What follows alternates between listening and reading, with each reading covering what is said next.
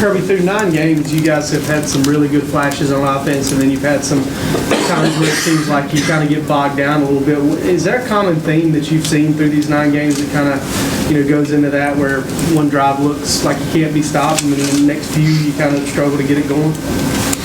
No, I mean, you give up a negative play, and it's about an 80% chance you're not going to have a good drive. So when we get sacked or we give up a negative play, we usually don't continue to have good drives. When we get positive yardage on first and second and we convert third downs, then we're pretty efficient. Can't say exactly what it is. I mean, it's a lot of things mixed in there. We got to do some things better. We got to play better in the red area. We've played these guys 3 years, and I swear we've had 28 field goals in 3 years. I don't know what the total is, but it's ridiculous. So we've got to find a way to score touchdowns when it matters most. And thank goodness we've got a very consistent field goal kicker who continues to come through. And I thought Rod did a tremendous job tonight. Those are tough conditions for kicking. I mean, field's tough, it's damp, it's moist, it's slippery, and it's cold. And he was very consistent from good distances, long distances. Auburn is the next game, obviously, and there's a lot riding on it. What do you know about it? And what do you think about it when you think of going to Jordan-Hare to play again? They got a great program. Gus does a tremendous job. Got a lot of respect for the way they play. A physical football team. Great defense. Really good young quarterback. Really hard offense to prepare for. I've seen Gus and I have seen a lot of each other over the years, and got a lot of respect for their program, and I know they'll be ready to play coming off an off week. What do you want to see George improve the most on going forward? Consistency. Playing with his mind in the right place, and just doing the little things right. Attention to detail is what gets George, just like you saw tonight. I mean, as talented as he is, if he doesn't have attention to detail, he can hurt the team. Or if he does have attention to detail, he can really help the team.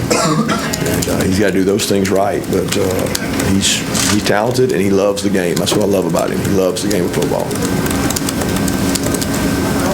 When you talk about the offense still kind of struggling with consistency, I feel like at this point of the year, kind of style points and all that kind of stuff is now a survive in advance type thing.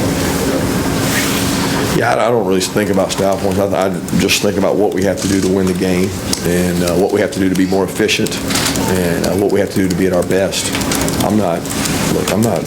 That's a good football team.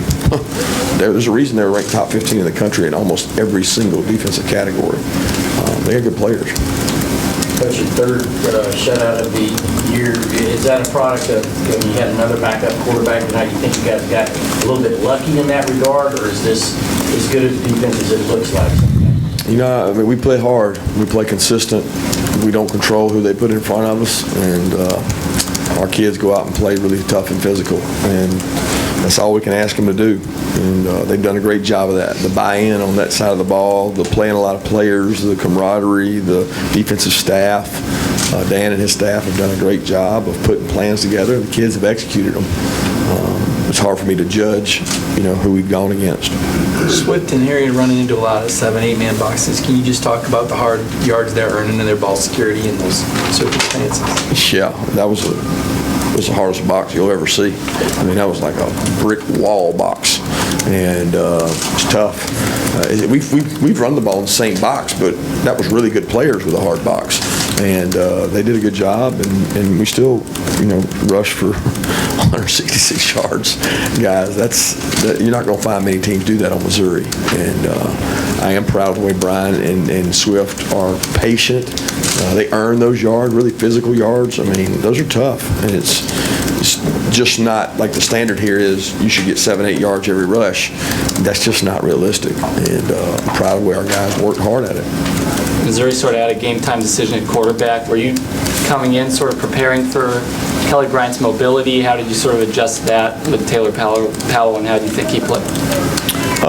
Yeah, we were prepared for both. We thought that either one would play, and I think the kid that played is a good player, and he's going to grow up and get better. And we felt like all week we might see either one.